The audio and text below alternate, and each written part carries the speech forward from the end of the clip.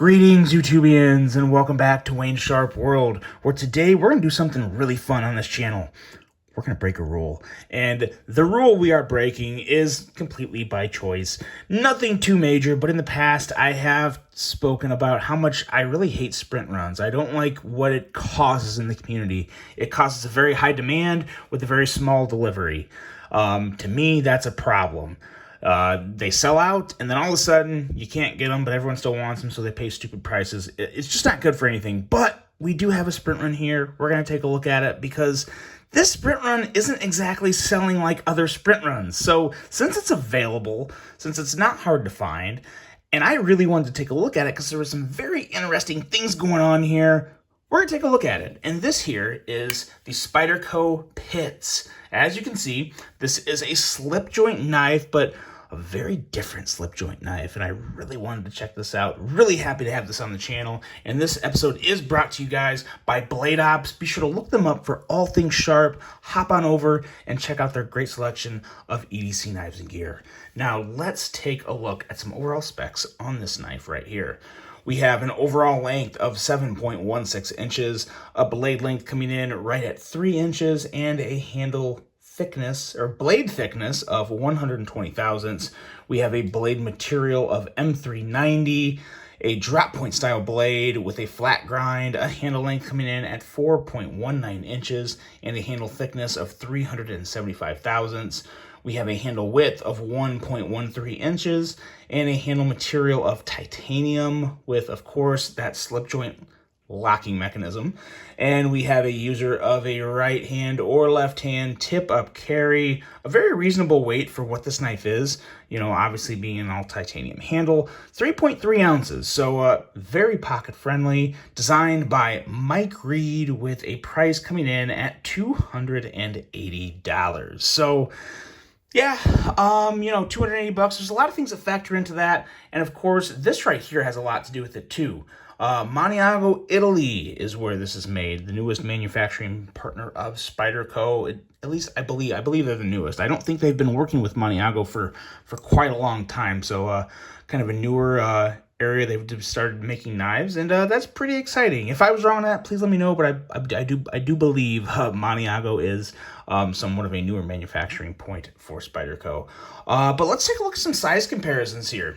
Pretty nice medium, maybe medium sized knife, depending on people's opinions. But what we have here, I think, is an overall very good sized knife. We'll put it up here with the Civivi Brazen, and then we will also compare it here with the Giant Mouse Ace Biblio. This is the bronze Biblio, my favorite version of it. And yeah, as you can see, measures up pretty well between these two, but then of course it wouldn't be a size comparison if we didn't bring a Spyderco out here on the table to compare it with, and I think I have the perfect comparison for it right here in the Spyderco Para 3. And as you can see, almost a perfect size comparison. Now the real difference here is going to be in the thickness of the handle, considerably thinner handle here on the Pits than the Para 3, but overall a very good size comparison. And now we can get right into this knife, put our valet tray back on the table here, and let's take a deeper look at this knife, starting with, of course, in Wayne Sharp World fashion, the blade.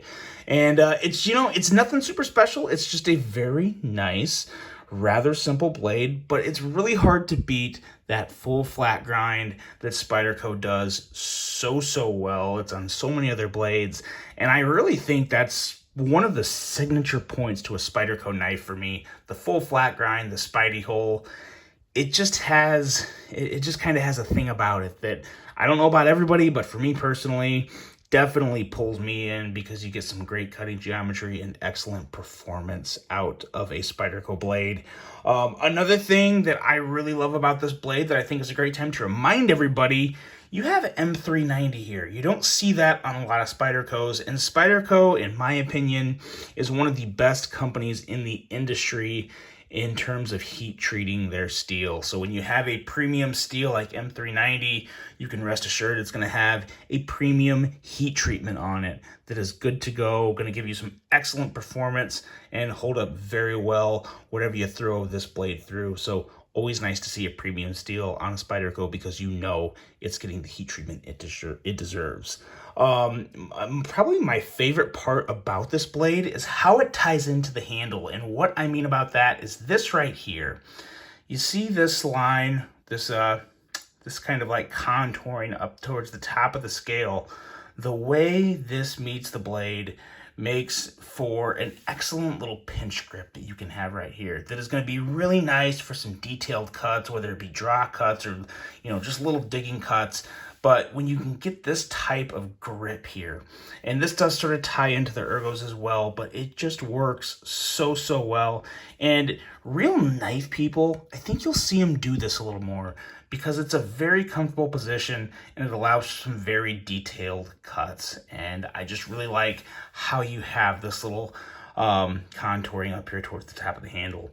Now going into the rest of the handle, it gets really interesting and very different. And I wasn't sure if this was something I would like, but when it comes to the actual ergos on this knife, they're surprisingly good. They're not hand-hugging, but they're just the chamfering all over the place. It just works. And there's a lot about this knife that you wouldn't think would work when you look at it. You got holes all over the place. You got a pocket clip that is favoring the inside of the handle, which to me put me on high alert for a hot spot potential, but there's not. It just feels great in the hand. The pocket clip actually kind of just folds in and really sits in very well here towards the top of my palm. Just very enjoyable ergos. And then you just have so much stuff going on that really pulls you into it that really just, it's just very interesting the way this slip joint mechanism works. You have a lot of very good just overall tension on this locking point. Now, of course, it's not truly locking because it's a slip joint. You need to specify that. But you got to put a lot of pressure. I'm pushing my thumb here and I'm pushing very hard. And there, I finally pushed hard enough to break it in. But again, it can go right back into that hold position very well. And it just makes for a nice, solid, lockup for a slip joint. It's one that I think can handle some pretty good work. And it's a knife you're going to want to use pretty good because it's got that good Spyderco heat treatment, which I like a whole lot. Now, when you do want to close this knife, again, to me, this is a two-hand closing knife. I don't like messing around with slip joints. You don't want to cut yourself. So yeah, so when it goes to closing, it is a two-hand closer. But when it comes to opening it, that Spidey hole works so well, and it is very good as a one-hand opener. If you really wanted to, you could close this one-handed. Just be careful when you do it.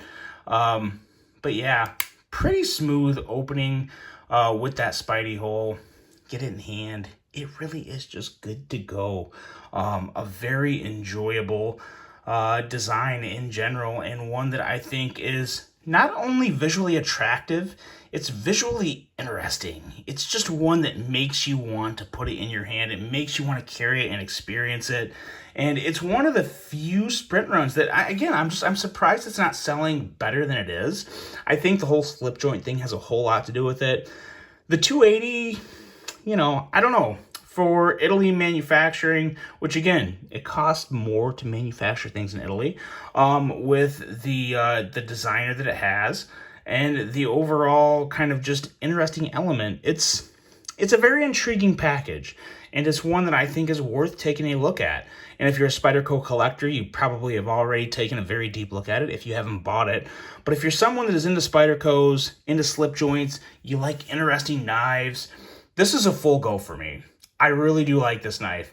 Is it questionable at the price? To me, the price is justified. I don't have an issue with that. Everything about this knife is just very interesting and very enjoyable. It is one I'd recommend. Very good ergos, very good design, excellent blade. It's a winner in my book. It is a sprint run, but like I said, it's not selling like a sprint run. So yeah, there's just things about this that they get my attention in a very good way. And it's one that I would recommend, one that I do enjoy, and one of the very few slip joints that I would not only recommend, but strongly consider buying myself for the personal collection. So that's it, guys. The Spyderco Pits. Let me know what you think about this one. Really hope you enjoyed this review. Hope you have a great rest of your day. And until the next one, I'm out.